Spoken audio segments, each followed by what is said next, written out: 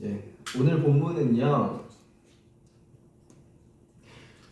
이사야가 이제 선지자로 부르심을 받는 장면입니다. 이제 소명장이라고도 하죠.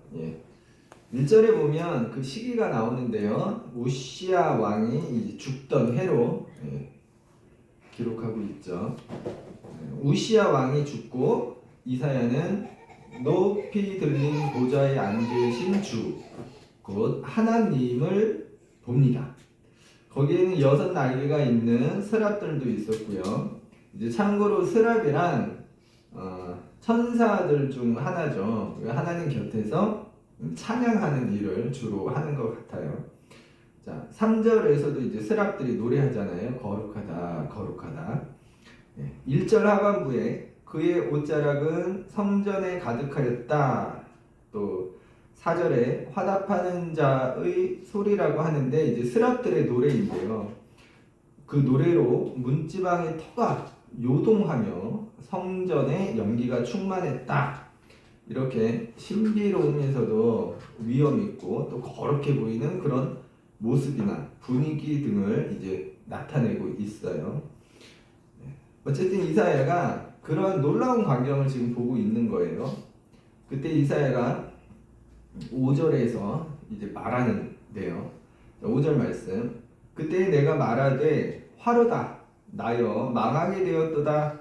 나는 입술이 부정한 사람이요 나는 입술이 부정한 백성 중에 거주하면서 만군의 여호와신 왕을 배웠음이로다.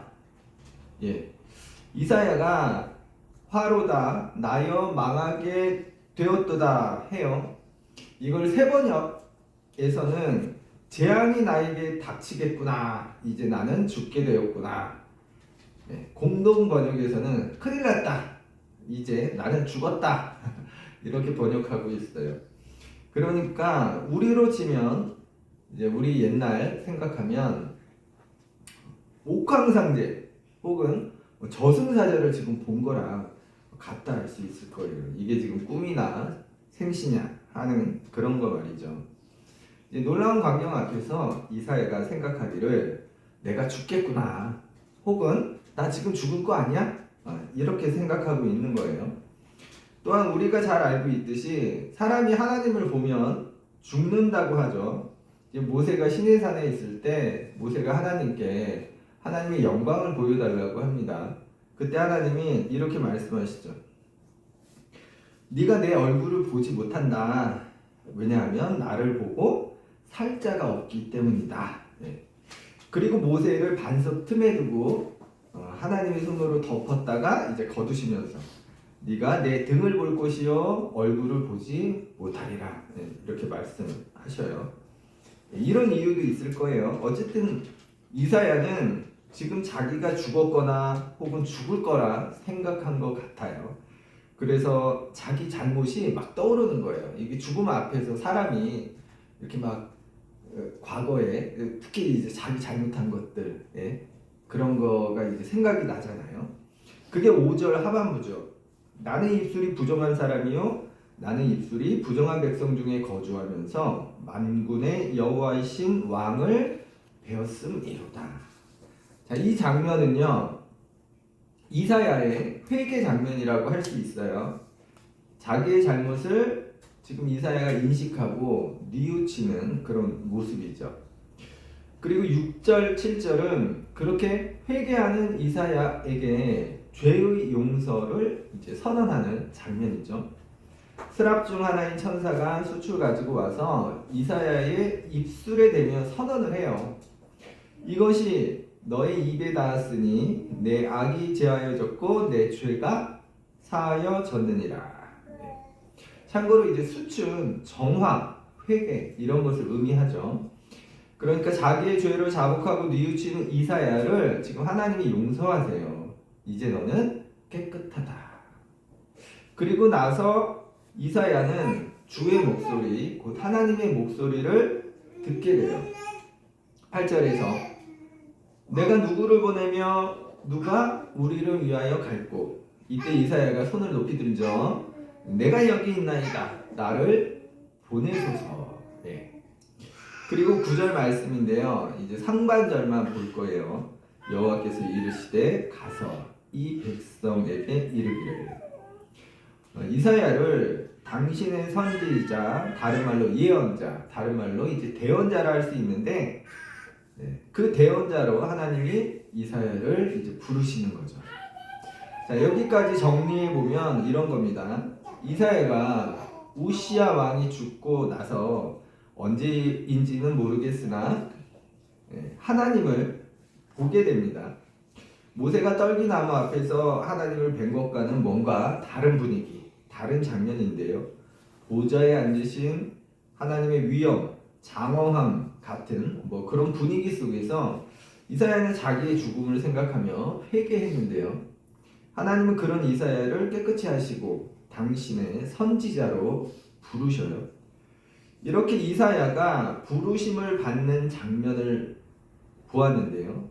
여기서 좀 더 살펴볼 것은 이제 8절 말씀이에요. 8절을 한번 다시 읽겠습니다. 내가 또 주의 목소리를 들으니 주께서 이르시되 내가 누구를 보내면 누가 우리를 위하여 갈고 하시니 그때에 내가 이르되 내가 여기 있나이다 나를 보내소서 하였더니, 먼저 하나님이 말씀하세요. 내가 누구를 보내며 누가 우리를 위하여 갈고, 여기서 누가 우리를 위하여 갈고를 새 번역과 공동 번역에서는 누가 우리를 대신하여 갈 것인가 이렇게 번역하고 있어요.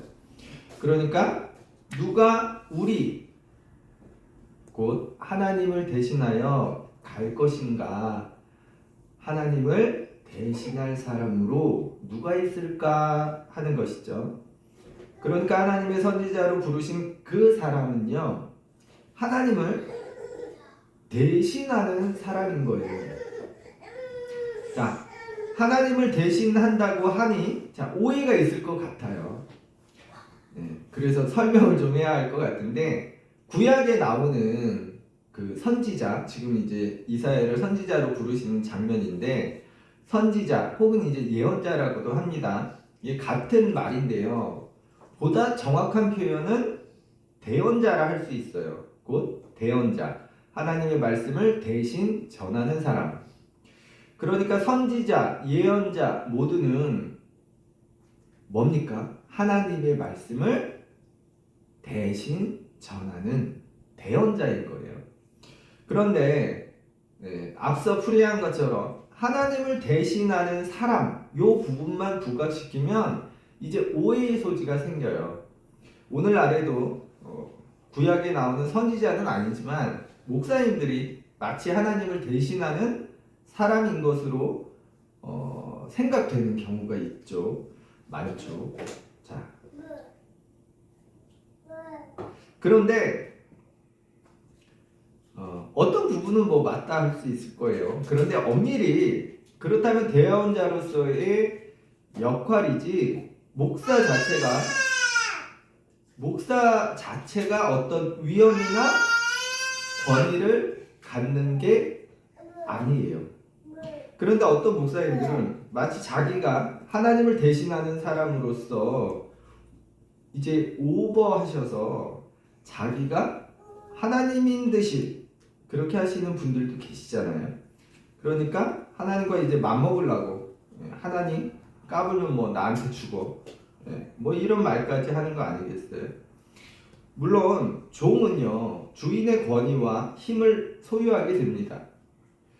외교관이 자기 나라의 권위와 힘을 갖는 것처럼 말이죠.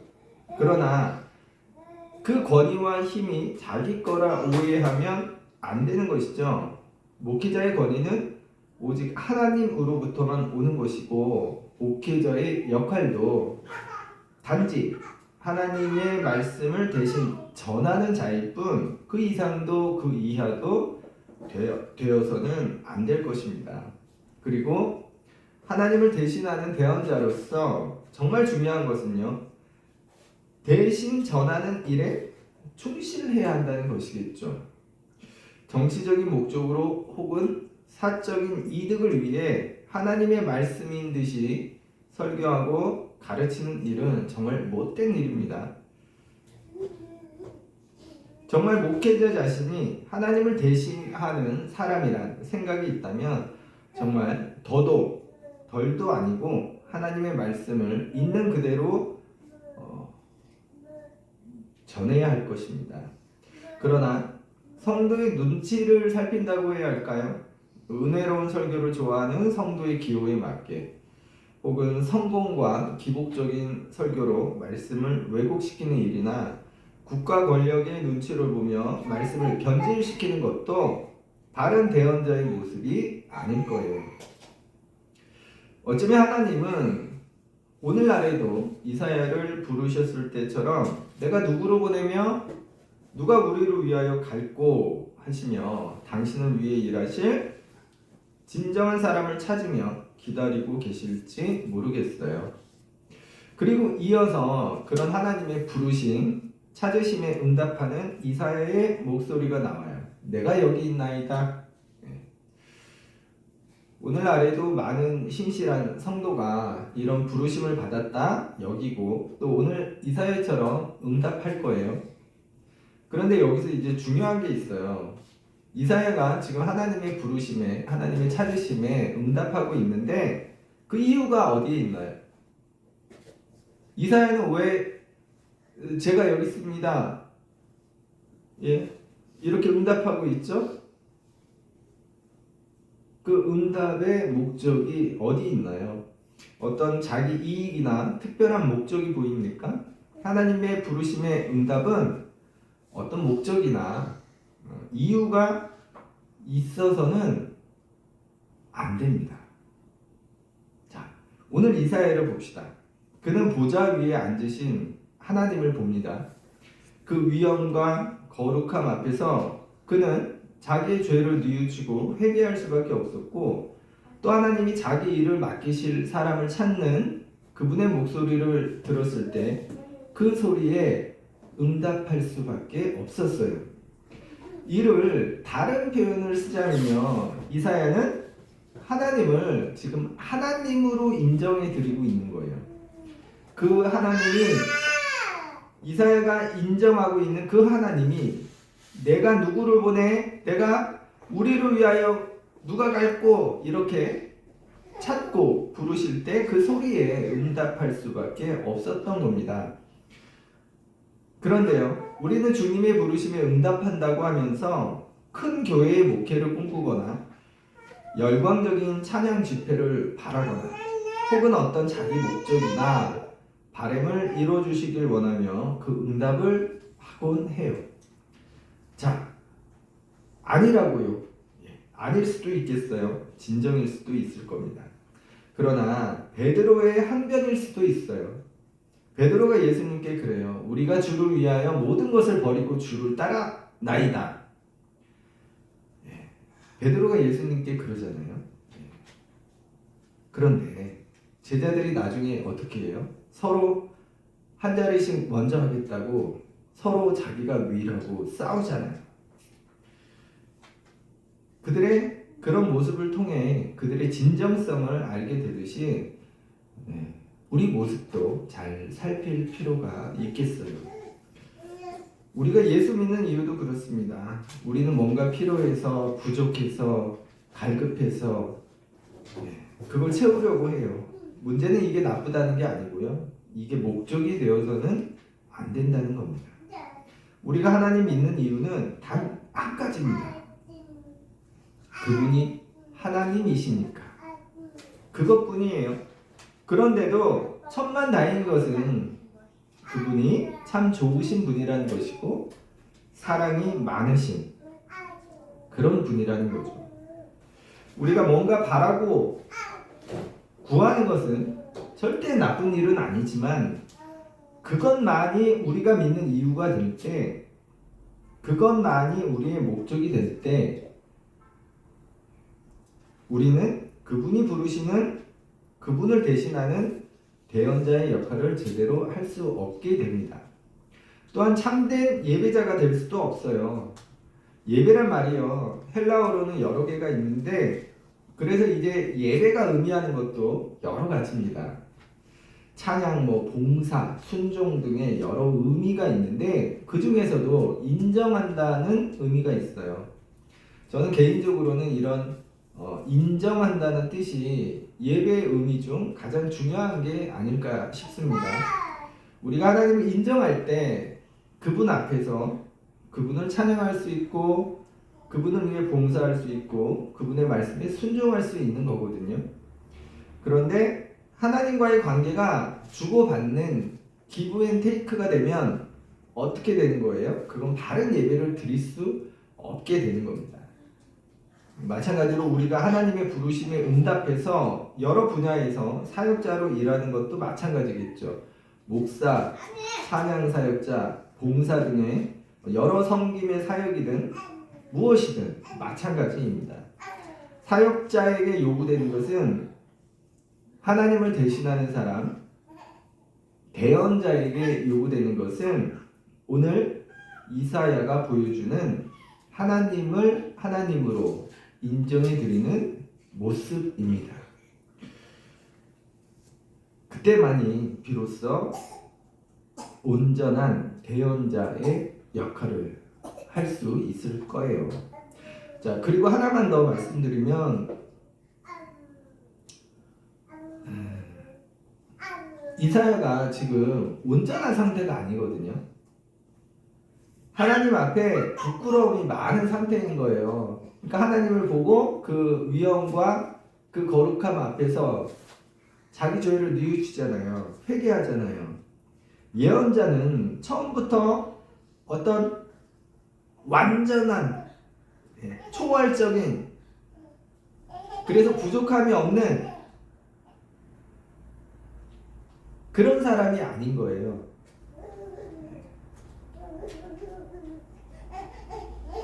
주석에 따르면 입술이 부정한 백성으로부터 정결케 되어 다시 입술이 부정한 백성 한 가운데로 파송된 사람이 예언자이다. 이렇게 설명하고 있어요. 그러니까 중요한 건 뭡니까? 우리가 나를 살피는 거예요. 어떤 사람이든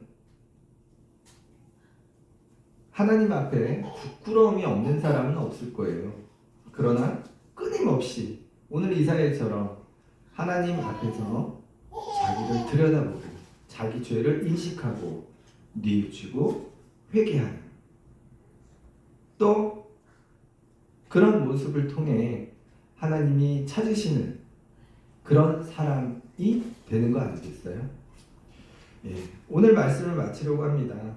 여러분, 그래서요, 이렇게 보니 하나님은 어떤 사람을 찾으시는 거예요? 하나님을 하나님으로 인정해 드리는 사람, 바로 그 사람을 하나님은 당신의 사람으로, 선지자로, 당신의 예언자로, 대언자로, 또한 예배자로 부르시는 겁니다. 또한 우리가 하나님을 인정하여 드릴 때만 우리는 그 부르심에 바른 응답을 하고 또 하나님이 맡기시는 일을 제대로 할 수 있게 됩니다. 또한 바른 예배자가 될 수 있는 거겠죠. 오늘 이 시간에도 하나님은 당신을 하나님으로 인정하여 드리는 사람을 찾고 또 부르고 계세요. 우리가 그 하나님을 인정하여 드림으로 먼저는 바른 예배자가 되기를, 또한 하나님의 부르심에 응답하여 하나님의 일을 대신하는 그 사람이 되기를 원합니다.